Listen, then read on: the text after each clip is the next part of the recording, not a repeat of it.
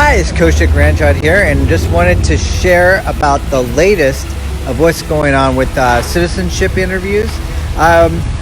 So recently I've had a few interviews where I've represented clients at USCIS in Sacramento. One thing to be aware of is the court has opened at the Sacramento office, so now it is taking a lot longer, so you want to make sure you're there like an hour ahead of time to give you plenty of time to get in. And once you get in, when you get called for the interview, first of all, let's back up here. Like, what's the eligibility for citizenship? Well, you have 3 years and 5 years. 3 years would be based on a good faith marriage. 5 years if you've been a permanent resident for 5 years. But even then, they can go back and look if you had a prior marriage at the validity of the marriage, if that's how you obtain citizenship. So that's something you'd want to consult with a lawyer about if you have questions about that. And then you also have to have good moral character within the last 5 years. And same thing, even if you haven't committed a crime within the last 5 years, they can still go back and evaluate a crime before that, but it shouldn't be considered as something that determines whether or not you have good moral character.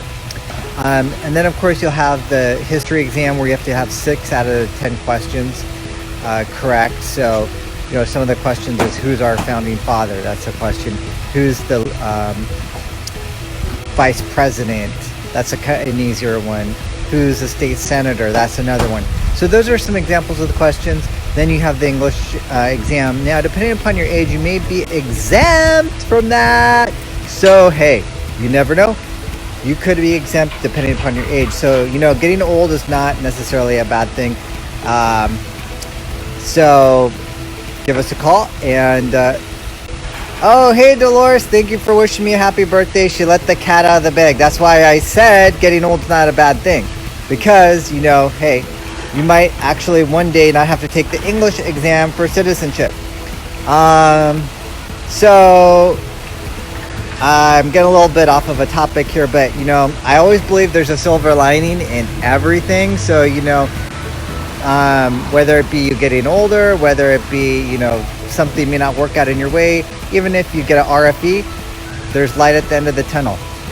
You can contact our office at 916-613-3553 if you have questions, and we can help you through this process. We can tell you, if you should apply, if you shouldn't apply, and one day, eventually, it could be possible for you to become a citizen. So don't give up on that dream. Don't give up on that hope, because that is always a possibility for you, depending upon your situation. And if it's not a possibility, there's other possibilities that are available for you in life.